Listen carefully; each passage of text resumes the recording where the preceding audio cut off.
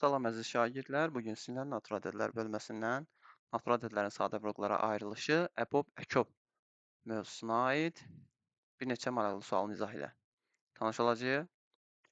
40 nömrəli sualdan başlayırıq. 40 nömrəli sualda deyilir: EBOB 2m çıx 1 və 2m üzərinə gəl 1 bərabərdirsə 4m çıx 7 olarsa, EKOB 13m çıx 2, 15m üzərinə gəl 2-ni hesablayın.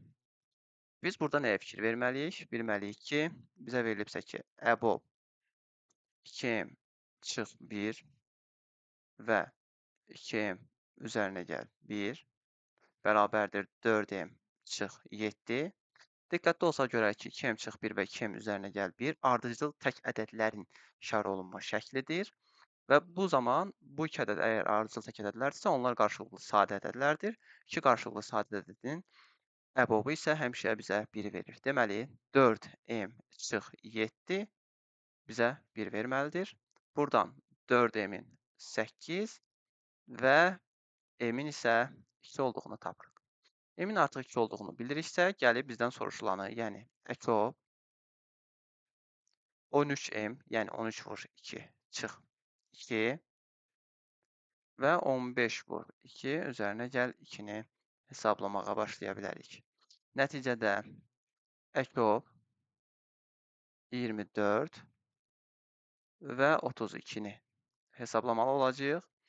24 və 32-nin EKOB-u isə bizə 96-nı verir. Deməli, düzgün cavabımız eləyir 96. Keçirik növbəti suala. Növbəti sual 45 nömrəli sualdır. 45 nömrəli sualda bizdə verilib.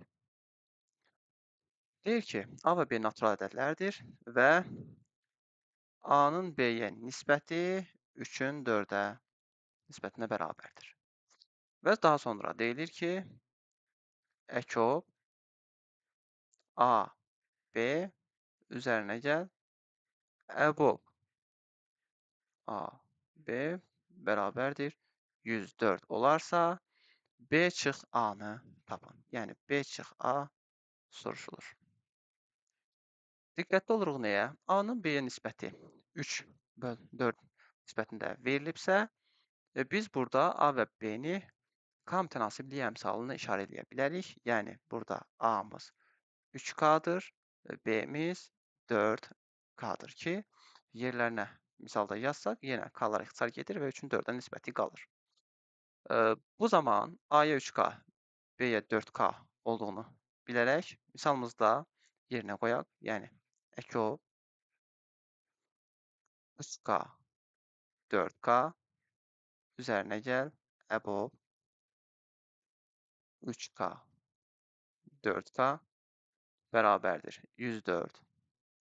Və biz xassəyə əsasən bilirik ki, EKOB-da və EBOB-da hər iki EKOB-un EBOB-un hesablanması üçün hər iki ədəddə ortaq vurğu varsa, biz ortaq vurğu mötərizənin qarşısına, yəni EKOB-un EBOB-un qarşısına çıxara bilirik. Yəni, K vurulsun EKOB 3, 4 üzərinə gəl, K vurulsun EBOB 3, 4 bərabərdir 104. Deməli, K vurğu qalır. EKOB 3 və 4-ün EKOB-u onlar qarşılıqlı sadə ədəd olduğuna görə hasilidir. Yəni, 12 eləyir. 12K üzərinə gəl. EBOB 3 və 4 qarşılıqlı sadə ədədlərdir. Onların EBOB-u 1-dir. 1 vur K eləyir K bərabərdir 104. Nəticədə 13K-mız bərabərdirsə 104-ə, K-mızı tapmaq üçün 104-ü 13-ə bölürük. Bu isə eləyir bizə 8. Və bizdən B çıxanı soruşduğuna görə B-ni A-nı tapmalıyıq. A bərabər idi 3 vur 8 bərabərdir 24. B isə bərabər idi 4 vur 8, o isə bərabərdir 32. Bizdən B çıx A fərqini soruşurdu. 32 çıx 24, bu isə bizə 8-i verir. Deməli, düzgün cavabımız eləyir 8.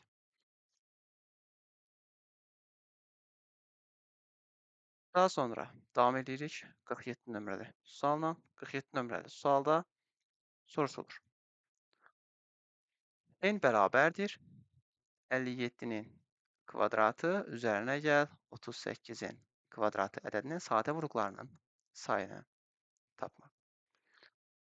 Bu sadə vurğuların sayını tapmaq üçün əvvəlcə gəlin bir qədər sadələşdirmə eləyək. 57 sadə ədəd deyil, 57 özü 3-ün kvadratı vurulsun 19-un kvadratıdır və üzərinə gəl 38 özü isə 2-nin kvadratı vurulsun 19-un kvadratı kimi göstərilə biləcək və nəticədə biz burada ortaq vurğu çıxara bilərik. 19-un kvadratı kimi qalır 3-ün kvadratı üzərinə gəl 2-nin kvadratı 19-un kvadratı vurulsun 9 üzərinə gəl 4, o da eləyir bizə 13. Bizdən artıq görürük ki, n ədədini vuruq şəklində göstərə bildik və həm də sadə vuruqların hasili şəklində göstərmişik. Və ədədin sadə vuruqların sayı soruşulur. Sadə vuruqların sayını tapmaq üçün sadə vuruqlar ayrılışda qüvvət üslərini toplamaq lazımdır. Burada 19 vuruğundan 2 ədəd, 13 vuruğundan isə 1 ədəd var. Deməli, onların sayı 2 üzərinə 1 bərabərdir 3. Keçirik növbəti suala. 55 nömrəli sual. Sualda deyilir. EBOB M-in 162-dir və M bərabərdir 2 vur 3 üstü K üzərinə gəl 1. N isə bərabərdir 12 üstü K olarsa M-i tap. Biz bu ədədləri həm N-i, həm də N-i bir qədər sadələşdirək. Əsas 12 sadələşməlidir. 12-nin özü bizdə 2 üstü 2K vurulsun 3 üstü K-ya bərabərdir. Bunun səbəbi odur ki, 12 2-nin kvadratı vurulsun 3-dür və K-lar da hər bir üzərində vuruq kimi, qüvvət kimi qalır. M ədədinin sadə vuruqlara ayrılışı burada göstərilib. Əslində, sadəcə bunun altında düzgün yerləşsin deyə yazıram. 3 üstü K üzərinə gəl 1. Və bundan sonra bizdə verilən EBOB M N bərabərdir 162 hissəsinə diqqət eləyəcəyik misaldan. Buna necə baxırıq? Əgər 2 ədədin sadə vuruqlar şəklində ayrılışı göstərilir və onların EBOB-u deyilirsə, bizdə EBOB onların sadə vuruqlar ayrılışında hər bir sadə vuruq üçün qüvvət üstlərindən ən kiçik olanı götürməklə tapılırdı. Yəni, deyək ki, M ədədində 2 vuruğunun qüvvəti 1-dir, N ədədində isə 2 vuruğunun qüvvəti 2K-dır. Əgər biz EBOB tapırıqsa, hər ikisində ortaq olanı, yəni kiçik olan götürməliyik. Bu zaman isə bizdə ortaq olan 2-nin özü, yəni 2 üstü 1, 2 götürüləcək. Vurulsun. 3 üstü K üzərinə gəl 1 və 3 üstü K vuruqları var burada. Bu iki vuruqdan da EBOB-da kiçik olanı götürdüyümüzə görə götürürük 3 üstü K. Və M və N-in EBOB bu qayda tapıldığından cavabı bərabər edirik 162-yə. 3 üstü K-mız 162 bölünsün 2, 81-dir. Və buradan da K-nın 4 olduğu qənaətinə gəlirik. Bizdən isə K-nı deyil, M-i soruşur. M isə nəyə bərabər idi? M bərabər idi 2 vur 3 üstü K üzərinə gəl 1-ə. Bu isə 2 vur 3 üstü 4 üzərinə gəl 1. 2 vur 3 üstü 5. Bu da bərabərdir 2 vur 243. O da bərabərdir 486. Deməli, düzgün cavabımız eləyir 486. Növbəti sualla davam edirik. Növbəti sualımız topludan 83 nömrəli sualdır. Sualda deyilir. A və B natural ədədlərdir. Sadə vuruqlara ayrılışı verilib və onların EBOB-larının qiyməti verildiyinə görə bizdən soruşulur ki, M üzərinə gəl N, üzərinə gəl K, üzərinə gəl P-nin cəmini tapaq. Biz A-nı və B-ni alt-alta yazaq. 3 üstü 5 vurulsun 7 üzəri M, vurulsun 11 üzəri 4, vurulsun 13 üzəri N. Və B ədədi üçün də 3 üstü K vurulsun 7 üstü 5, vurulsun 11 üstü P. Və bizdən demişdik ki, EBOB-lar verilib. EBOB A ilə B-nin qiyməti bərabərdir 3 üstü 6 vurulsun 7 üstü 7 vurulsun 11 üstü 6 vurulsun 13 üstü 4-ə bərabərdir. Diqqətli olmalıyıq. Necə? Əgər iki ədədin sadə vurulgulara ayrılışı verilibsə və onların əkoblarının qiyməti tapılmalıdırsa, biz bu zaman hər ikisində eyni vurulguların yüksək dərəcədən olan qüvvətlərini götürməliyik. Yəni, bizdə 3 vurulğunun 3 üstü 5 və 3 üstü k varsa, biz əkop taparkən hansı daha böyükdürsə onu götürməliyik və misalda fikir versək, görərik ki, 3 üstü 6 götürülüb və nəticədə biz artıq A ədədində 3 üstü 5 olduğuna görə B ədədində 3 üstü 6 vurulğunun olduğunu görürük və k buradan 6 olur. Daha sonra analoji qayda ilə 7 üstü m 7 üstü 5-dən əgər 7 üstü 7 tapmışıqsa, deməli bizdə m-imiz olub 7. Daha sonra 11 üstü 6 olmalıdır. 11 üstü 4 burada var. 11 üstü p burada. Demək ki, p-miz mütləq şəkildə 6 olmalıdır. Son olaraq isə 13 üstü n var ki, heç bir ədədində 13 vurğu yoxdur. Deməli, bu elə n 13 üstü 4-ə bərabər olmuşdur. Bizdən onların ümumi cəmi soruşulur. Yəni 6 üzərinə gəlir 7 üzərinə gəlir 6 üzərinə gəlir 4. Nəticədə cavab eləyir 23. Keçirik 6-cı suala. 6-cı sualda deyilir. Ölçüləri 48 metr, 60 metr və 60 metr olan üçbucaq şəklində bağ verilib və ətrafına onun sərhədləri boyunca künc nöqtələrdən başlayaraq bir-birlərindən bərabər məsafələrdə olmaqla ağaclar əkilmişdir. Bunun üçün ən az neçə ağac lazımdır. Və biz görürük ki, bu üçbucaqdır və üçbucaqda, bərabər yanlı üçbucaqda ikiuc nöqtələrdə ağac əkilməlidir və bütün tərəflərdə bərabər məsafələrlə əkilməlidir və ağacların sayı ən az olmalıdır. Ağac əgər az sayda əkilməlidirsə, biz burada həmin ağaclar arasında məsafələri ən çox götürməliyik, yəni ən böyük, bərabər məsafələr ən böyük olması üçün biz əbobdan istifadə edəcəyik. Bu üç ədədin əbobunu tapsaq 48, 60, 60-ın əbobu bizdə verəcək 12. Deməli, biz ağacları 12 metr məsafədən əkməliyik. Bundan sonra isə hər tərəfə neçə ağac düşdüyünü hesablamalıyıq. Ən sadə yolla üçbucağın perimetrini tapıb və alınan perimetri 12-yə bölə bilərik. Çünki bütün perimetr boyunca biz nə edəcəyik? 12 metrdən ağac əkəcəyik. Perimetrimiz eləyir bizdə 48 üzərinə gəl 60 üzərinə gəl 60 o eləyir 168 və 168-in də 12-yə böləcəyik və nəticədə cavab eləyəcək 14. Deməli, ən az 14 ağac əkilməlidir. Keçirik növbəti suala. Növbəti sual 88 nömrəli sualdır və sualda deyilir. Verilib ki, bir kəsir var. K üzərinə gəl 2-nin 100K üzərinə gəl 47-yə nisbətindən danışır və kəsiri tam ixtisar etsək deyir, n böl m kəsiri ala bilərik. Və həmçinin bizə bir köməkçi vasitədə onu verib ki, əkob m üstü 5 və n üstü 5 bərabərdir 7 üstü 10. Biz burada bir məqama diqqət eləməliyik ki, 7 üstü 10-dur, amma bizdə daxildəki ədədlər m üstü 5 və n üstü 5-dir. Biz 7 üstü 10-u da o formaya gətirməyə çalışsaq, görərik ki, 7-ni kvadratının üzərində 5 yaza bilərik və 49 üstü 5 deyə bilərik.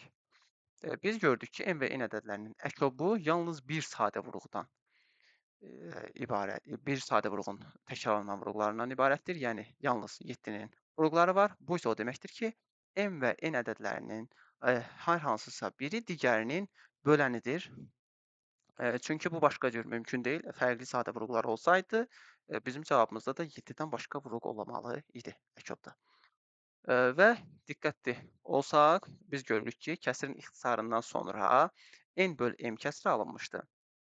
Və burada da sol tərəfdə k üzərinə gəl 2 və 100k üzərinə gəl 47 sürətlə məxrəcdə verilib və biz burada analoji qaydanın bunların natural ədədlər olduğunu nəzərə alaraq bilirik ki, yəni təyin edirik ki, m böyük olmalıdır n-dən. Çünki bu kəsirin elə məxrəcinə və sürətinə baxsaq, görərik ki, 100k üzərinə gəl 47, k üzərinə gəl 2-dən natural ədədlər olduğuna görə həmişə böyük qiymətlər alır. Və bunu nəzərə alaraq biz bilirik ki, bu zaman m n-dən böyükdür və bayaq qeyd elədiyimə görə n m-i bölməlidir. Və deməli, bir ədəd digərini böləndirsə, bizdə əkö böyük ədəd idi, yəni m idi. Və buradan da aydın olur ki, m üstü 5 ədədi artıq bizdə əkö bərabər olmalı idi, yəni 49 üstü 5-ə. Və aydın şəkildə görünür ki, m bizdə 49-u verir. M-in 49 olduğunu bildik və m ilə n-dən biri digərinin bölənildirsə, biz burada kəsri tam ixtisar etdikdə n bölü m almışdıqsa, yəni kəsri tam ixtisar etmişiksə, biri digərini böləndirsə, sürətdəki n-in hər hansı bir sadə vurğu qala bilməz. N məcbur şəkildə bizdə 1-i verməlidir. Bir də qeyd edirəm, bunun səbəbi odur ki, m-nə bölünməlidir. Məxrəcdə 49 qalırsa, sürətdə də 1 qalmalıdır. Yəni tam ixtisar getdiyinə görə. Başqa bir qaydamız mümkün deyil. Yəni çünki n-in vurğuları normal halda 7-nin vurğuları olmalı idi və 7-nin hər hansı bir vurğu qalsaydı, o tam ixtisar getmiş sayılmayacaqdı. Nəticədə n-lə m-i tapdıq və bizə qaldı k-nı təyin etmək. K-nı təyin etmək üçün isə k üzərinə gəl 2 bölünsün 100k üzərinə gəl 47 kəsrini bir də 49-a bərabərləşdiririk. 49k üzərinə gəl 98 tənasibi tətbiq edirik. Bərabərdir 100k üzərinə gəl 47 və biz buradan k-nı tapsaq, görürük ki, k bərabərdir 1 qiymətini alır. Və soruşulan m üzərinə gəl n üzərinə gəl k-dır. 49 üzərinə gəl 1 və onun da üzərinə 1 gəlsək, düzgün cavabımız eləyir 51. Keçirik 8 nömrəli suala. 8 nömrəli sualda deyilir, bir bərabərçilik verilib. A ədədi 0-dan böyükdür, 2 qat bərabərçilikdə və B-dən kiçikdir. əkö bizdə burada faktorial anlayışı verilib. əkö A faktorial və B faktorial üzərinə gəl əbob A faktorial B faktorial. Nəticədə cavab 3 alınıbdır. Biz nəyə diqqət eləməliyik? Diqqət eləməliyik faktorial anlayışına. Faktorial anlayışı belədir ki, n faktorial, yəni 1-dən n-ə qədər ədədlərin ardıcıl şəkildə hasili deməkdir. Faktorial. Misal üçün, bizdə riyaziyyatda qəbul olunan anlayışlar var ki, 0 faktorial 1-ə bərabərdir. 1 faktorial da 1-dir. 2 faktorial 1 vur 2, o isə 2-yə bərabərdir. 3 faktorial 1 vur 2 vur 3, 6-ya bərabərdir. Bu qayda ilə gedir. Və biz bu məlumatı bilməliyik və bundan sonra isə bir də onu bilməliyik ki, əgər A ədədi B ədədindən kiçikdirsə və bu faktoriyalar ardıcıl getdiyinə görə qeyd edirik, diqqətlə baxsaq görək ki, 1 faktorial 1-dir, 2 faktorial 2-dir, 3 faktorial 6-dır. Yəni, bizdə A faktorial ədədi B faktorial ədədini böləcək. Çünki B daha böyük ədəddir və o B faktorialda A faktorialın bütün vurğuları olacaq. Və nəticədə bir ədəd digərinin böləni olurdusa, bizdə əkö və əbobda qayda belə idi ki, əkö bu ədədlərdən böyük idi, yəni B faktorial idi, üzərinə gəl. Əbob isə bu ədədlərdən kiçik idi, A faktorial. Bərabərdir, cavab 3 verilib. Buradan isə A və B-ni aydın şəkildə görə bilərik. Şərtdə bizdə A-nın və B-nin 0-dan böyük olduğu verildiyinə görə biz 0 faktorial götürməyəcəyik. Bu iki faktorial qiymətlərindən B faktorial və A faktorialın cəminin 3 verməsi üçün məcbur şəkildə biz bir ədədimizi 1, digərini isə 2 götürməliyik. Yəni buradan B-miz 2, A-mız isə 1 olur. Bizdən A, B hasilini soruşurdu. 2 vur 1, cavab eləyir 2. Keçirik növbəti suala. Növbəti sual 92 nömrəli sualdır və sualda deyilir. EBOB A + B və A - B-nin qiyməti 1-dir və A - B-nin A üzərinə gəl B-yə olan nisbəti bərabərdir 54-ün 66-ya olan nisbəti. İki ədədin əbobu 1 bizə verilib. Hansı iki ədədin əbobu 1 eləyirdi? Bu ədədlər qarşılıqlı sadə ədəd olanda. Lakin biz fikir veririk ki, sağ tərəf ixtisar tam getməyib. Yəni, bizdə ixtisar ilə əboba bölmə demək idi. Gəlin, sağ tərəfi maksimum şəkildə tam ixtisar eləyək. Hər iki tərəfi sürət və məxrəci 2-yə bölsək, alarıq 27 bölünsün 33. Bu isə tam ixtisar olmadı yenidən və nəticədə 3-ə bölsək, 11-də 9 qiymətini almış olarıq. Tam ixtisar getdi artıq və diqqətli olub görürük ki, tam ixtisar getdikdən sonra A - B-nin alternativ 9, A üzərinə gəl B-nin isə 11 olması məcbur olur. Çünki bu halda 1-dir yalnız. Və alt-alta toplasaq 2A-mız 20, A isə 10-a bərabər almış oluruq. A 10-dur. A 10-dursa, təbii ki, burada B də 1-ə bərabər olur. A-nı və B-ni tapdıq. Bizdən soruşulur EKOB A və B, yəni 10 ilə 1-in EKOBu, o isə bizə verir 10. Deməli, sualımızın düzgün cavabı eləyir bizim üçün 10. Keçdik 10-cu suala. Sualda deyilir. Anar və Rəşad kitablar alıblar. Anar aldığı kitablara 108 manat. Anar 108 manat. Rəşad isə bundan 24 manat az pul xərcləyib. Yəni 108-dən 24 manat az, 84 manat pul xərcləyib Rəşad.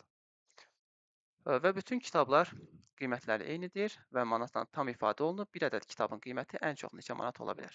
Yenə də kitabın qiyməti ən çox olması üçün və bərabər qiymətdə kitablar aldıqlarına görə biz burada EBOB-dan istifadə etməliyik.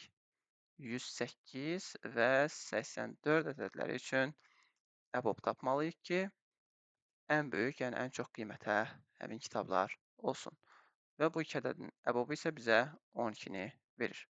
EBOB 12-dirsə, yəni bir kitabın qiyməti 12 manatdırsa, həriyə neçə kitab aldıqları lazımdır bizə və bu zamanda biz Anar 108 manat xərcləyibsə, həmin o 108 manatı böləcəyik bir kitabın qiymətinə və Rəşad üçün də 84 manatı böləcəyik 12-yə. Rəşadın aldığı kitabların sayı 7, Anarın aldığı kitabların sayı isə 9 olur. Bizdə Anarın və Rəşadın aldığı kitabların sayıları soruşurdu. 9 və 7 onları tapdıq və bir kitabın qiyməti ən çox 12 manat olur. Onu da tapmış olduq. Keçirik 11-ci suala.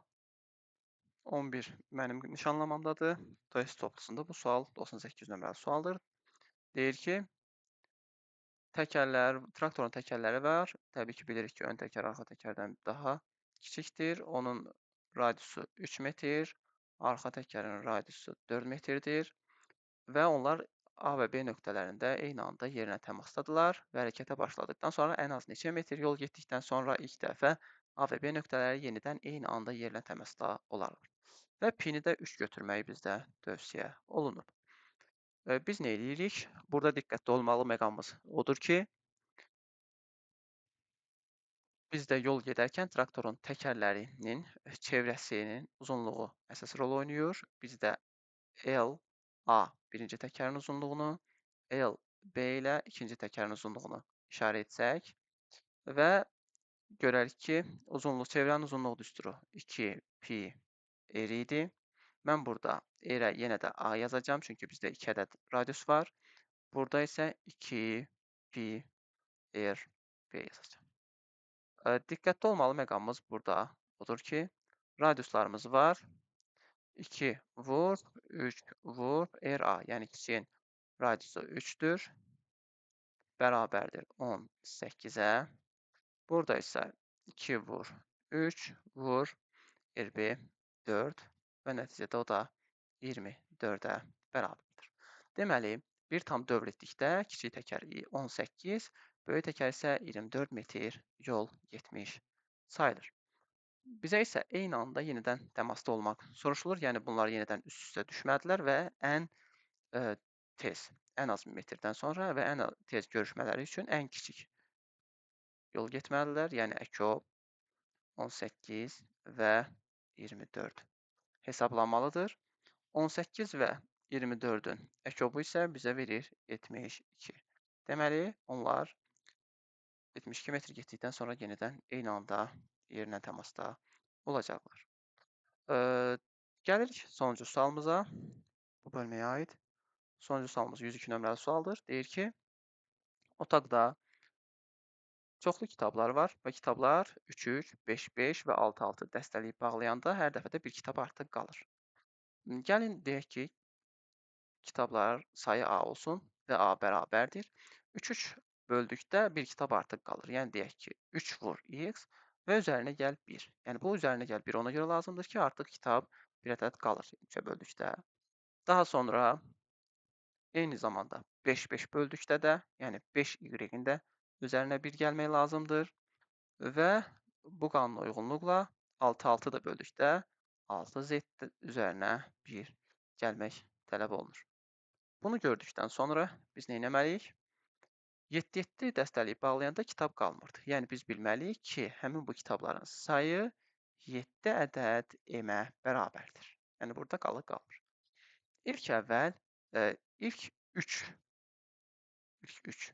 yəni qalan hissələrə diqqətli baxsaq, burada ən kiçik qiyməti tapmalıyıq ki, çünki otaqda ən az sayda kitab olmasını soruşur və cavabı əsaslandırmaq tələb olunur.